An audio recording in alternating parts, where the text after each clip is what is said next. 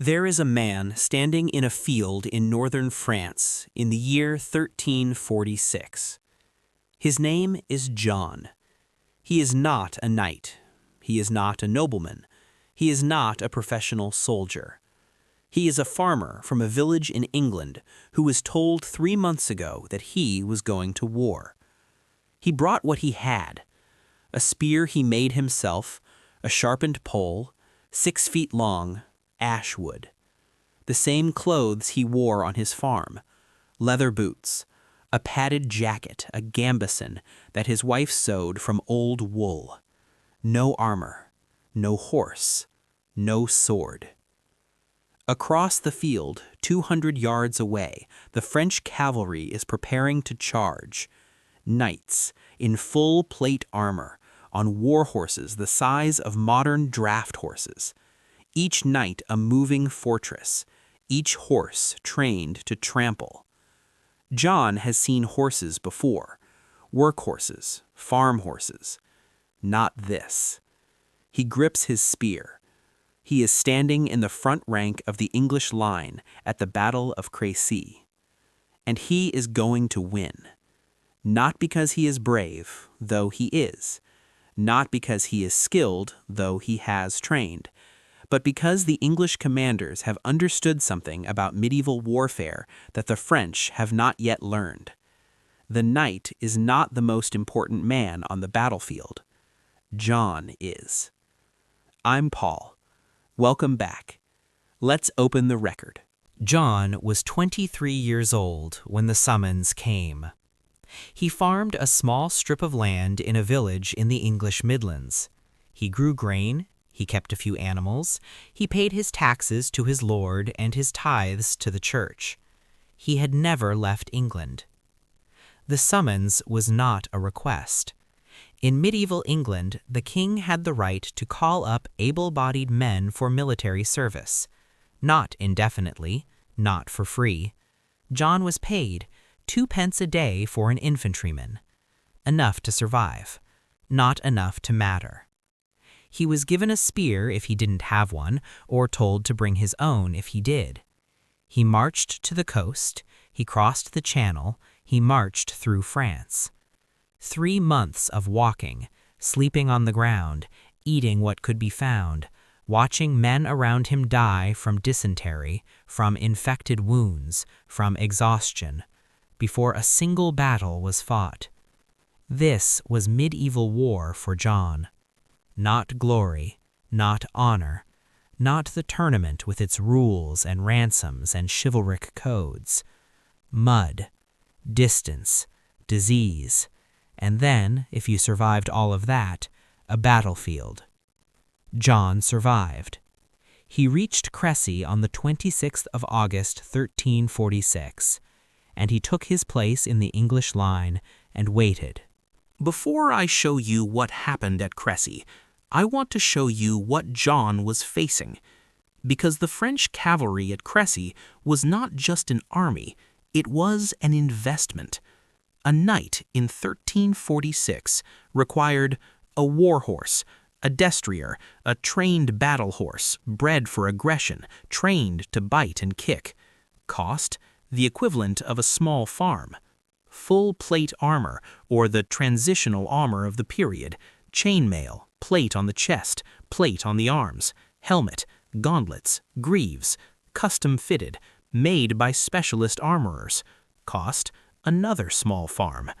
A squire to help him put the armor on, another squire to manage the horse, servants, supply train. Training from childhood, not the training John received, a few weeks with a spear. Training from the age of 7, riding, jousting, swordsmanship, the full education of the warrior class. A knight cost roughly the equivalent of a modern main battle tank, not in construction, in maintenance, in training, in the permanent infrastructure required to keep one functional on a battlefield. And here is what made medieval commanders so reluctant to spend them. If a knight was captured, he could be ransomed. A live knight was worth a fortune. A dead knight was a catastrophic loss. So knights were trained to survive, to yield when overwhelmed, to be taken prisoner rather than fight to the death. The ransom system was the insurance policy of medieval warfare.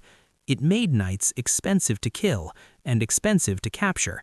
It made them, in a certain sense, almost too valuable to use as weapons. John cost 2 pence a day. If John died, the crown found another John. The mathematics of expendability was not accidental. It was the foundation of medieval armies. I want to take you inside the armor. Because the knight's vulnerability was not what you think. The armor worked. Full plate armor in 1346 was genuinely extraordinary. A sword blow to the chest glanced off. An arrow, most arrows, could not penetrate the plate. The weight, 20 to 30 kilograms, was distributed across the body. A fit knight could run in it, could fight in it, for hours. The armor was not the weakness. The weakness was everything the armor could not protect. The visor. A knight at Crécy rode into battle looking through a slit approximately 2 centimeters high. His field of vision, a narrow strip of the world ahead. Nothing to the left, nothing to the right, nothing above, nothing below. He could not hear commands clearly. The metal around his head muffled everything. The sound of 12,000 arrows in flight, a sound witnesses described as like tearing silk multiplied 1,000-fold, was heard by John as a roar. The knight heard it as a muffled rush, and then his horse was hit. This is the second weakness. The knight and the horse were one unit. The war horse was not just transport, it was the weapon, the charge, the momentum, the mass. Without the horse, the knight was a man in a very heavy suit standing in a muddy field. The destrier, the war horse, was armored too. Chanfron on the face, crinnet on the neck, pétrole on the chest. But the flanks, the legs, the hindquarters. A broadhead arrow at close range into the flank of a horse at full gallop. The horse did not stop. It went down. And when a war horse goes down at full gallop, it goes down fast, it goes down hard, and it goes down onto the knight. The knight who survived the fall, who was not crushed by 500 kilograms of dying horse, now lay on the ground. He could not rise. This is the part most people do not know. A knight in full plate armor lying on his back on soft ground could not get up without assistance. The armor that protected him on horseback became a trap on the ground. He could roll, he could struggle, he could call for his squire, but his squire was somewhere behind him in the chaos. And John was walking down the slope toward him. John did not have a sword. He had a dagger, a rondel dagger, a long, narrow blade designed for one purpose, to find the gaps in armor. The visor joint, the armpit, the groin, the back of the knee. The most expensive warrior in medieval France was killed by a man earning 2 pence a day who knew exactly where to put a dagger. This was not dishonorable, or not by John's standards. By John's standards, it was simply how the battle ended. The knight had trained for a different battle, a battle of equals, a battle where you yielded when you were overwhelmed and were taken for ransom. John did not take ransom. John had nowhere to keep a prisoner, no castle, no estate, no system for managing a captured nobleman. He had a dagger and orders to clear the field. This was the gap between the two armies that nobody in France had quite understood. The knight fought a war of value. Every life had a price. Every capture was an asset. John fought a war of arithmetic, and arithmetic does not negotiate. Let me show you what this meant in practice. A medieval army was not one thing. It was two armies marching together and treated completely differently. The first army, the knights, the nobility, the men who mattered to the feudal system, who owned land, who commanded loyalty, who could be ransomed. They rode horses, they wore armor, they slept in tents. When they were captured, they negotiated. The second army, John, the infantry, the archers, the men who carried things and dug trenches and formed the defensive line and died in large numbers and were replaced. They walked. They slept on the ground. They ate what was left. When they were captured, they were killed. There was no ransom for John. Nobody would pay 2 pence a day to get him back. This was not cruelty, or not only cruelty. It was the economic reality of medieval warfare. Knights were capital assets. Infantry were operating costs. And like all operating costs, they were kept as low as possible and replaced when depleted. John understood this. He did not like it, but he understood it. What he also understood, from 3 months of marching and watching, was that the commanders who won battles were not the ones who spent the most knights. They were the ones who spent John most effectively. And the English commanders at Crécy had figured out exactly how to do that. The weapon that changed everything at Crécy was not a new invention. The longbow had existed for centuries. What changed was how England used it. The English longbow was made from yew, a single stave, 6 feet long, cut from the heartwood and the sapwood together. The heartwood resisted compression. The sapwood resisted tension. Together, they acted like a natural spring, storing and releasing energy with extraordinary efficiency. A trained archer could shoot 10 to 12 arrows per minute, not in theory, in practice, under battlefield conditions, while afraid, while men around him were dying. 10 arrows per minute. The French crossbow could shoot 2. But here is what most people do not understand about the English longbow. It was not a weapon you picked up and learned in a week. It required a lifetime of training. The draw weight of a longbow was between 100 and 185 pounds. To put that in context, a modern Olympic recurve bow draws at around 50 pounds. English archers drew twice that weight 10 times a minute for hours. Their skeletons show it. Archaeologists examining the skeletons of archers from this period, including men recovered from the Mary Rose, which sank in 1545, found deformation of the left shoulder and arm. The radius and ulna of the left arm were measurably larger than the right. The spine was twisted. These men's bodies had been physically reshaped by the bow. They began training as children. By 30, their left shoulder sat permanently lower than their right. John's archer, let's call him William, standing to John's left at Crécy, had been doing this since he was 8 years old. He drew his bow 6,000 times before the battle started. When the French cavalry charged, William released, and released, and released. Before I show you what happened at Crécy, I want to show you what John survived to get there. Because the battle lasted 1 afternoon. The campaign lasted 3 months, and in those 3 months, more men died than died at Crécy itself. Not from swords, not from arrows, from water. The water in the rivers of France in the summer of 1346 was not safe to drink. John knew this. He drank it anyway. There was nothing else. Within 2 weeks of landing, dysentery had spread through the English army. Not to the knights. The knights had wine, carried in barrels, loaded onto carts by servants. The wine was safer than the water. The knights had wine. John had the river. Dysentery in a medieval army was not an inconvenience. It was a killing force. A man weakened by dysentery cannot march effectively, cannot fight effectively, cannot recover if wounded.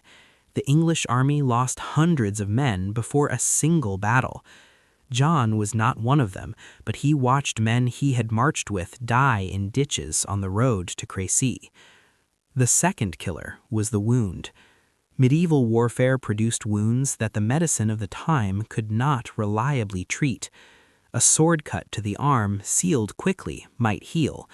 The same cut 3 days into a march, cleaned with river water, dressed with whatever cloth was available, festered, infected, swollen, hot to the touch. The army's surgeon, if there was one, had one reliable tool: amputation. A clean cut above the infection, sealed with pitch or cauterized with fire. John watched this happen to a man from his village 6 days before Crécy. The man survived the amputation. He did not survive the march home. The third reality of the march was hunger. The English army marched through France, living off the land.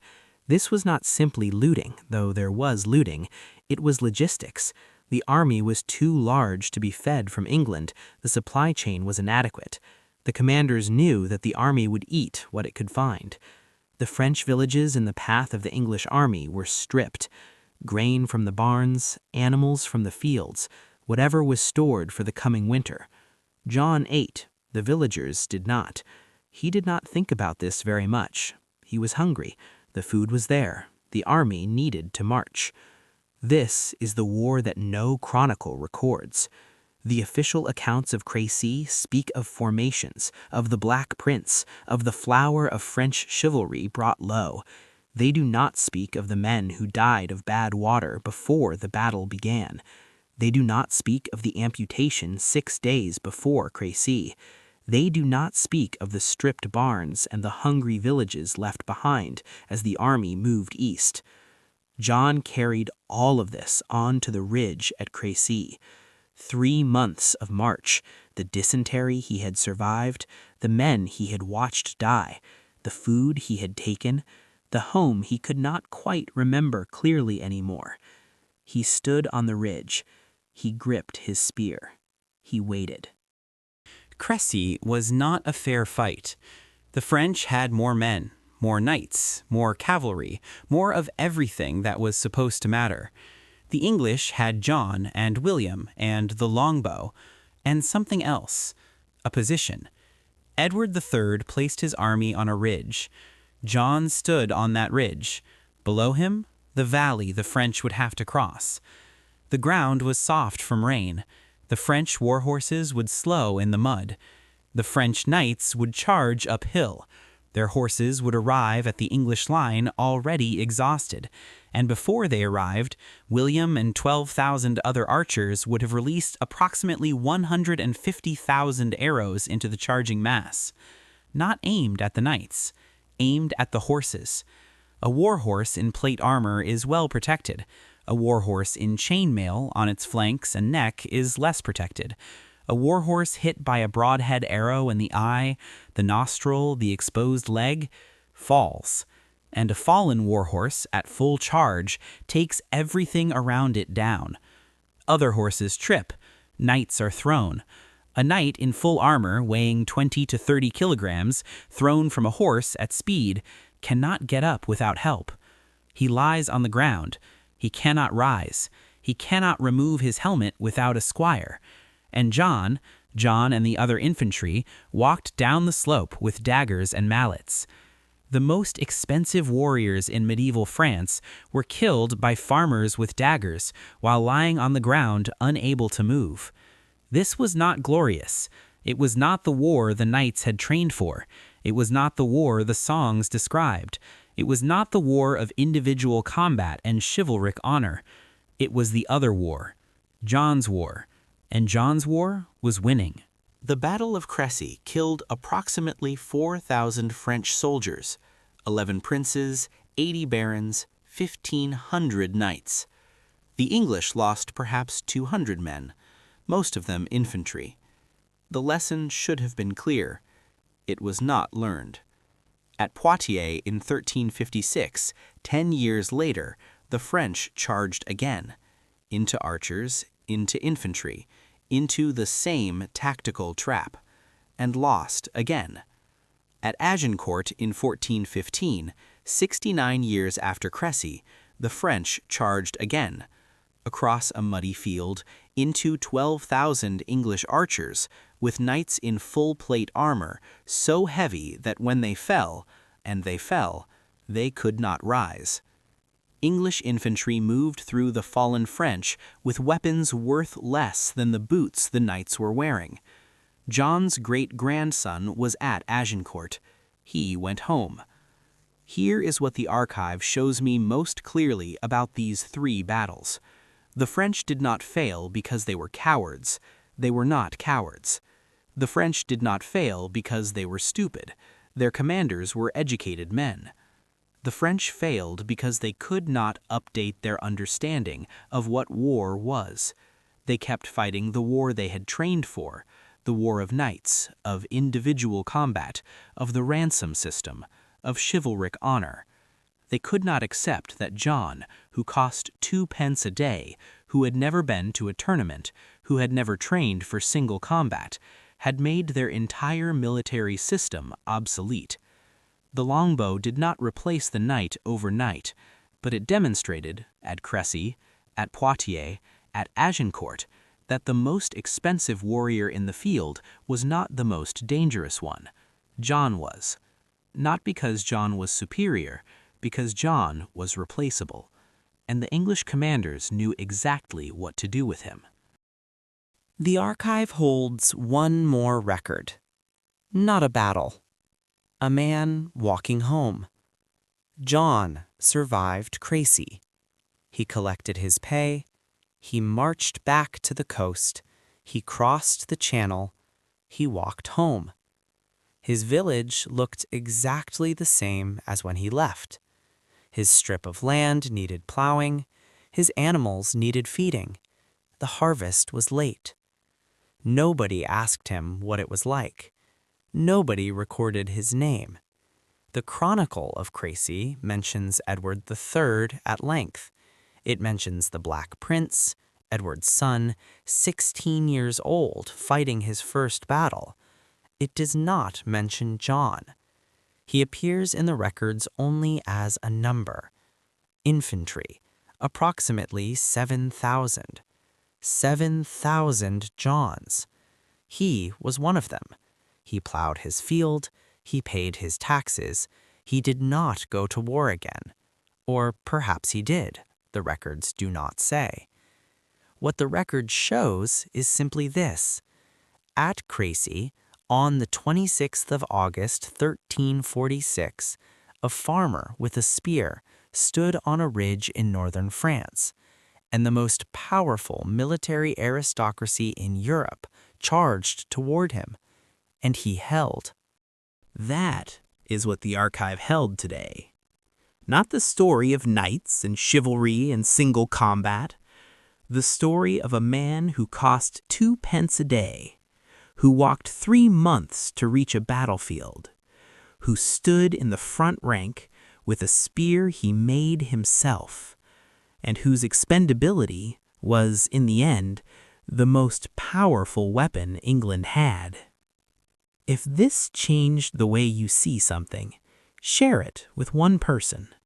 That is how this archive grows. And if you haven't subscribed to Paul's Lost Knowledge Empire yet, the doors are open. Next time, I'll take you to a different shelf entirely. The archive is deep. And what's on the next shelf you won't expect. I'm Paul, archivist of Paul's Lost Knowledge Empire. Stay curious and keep reading.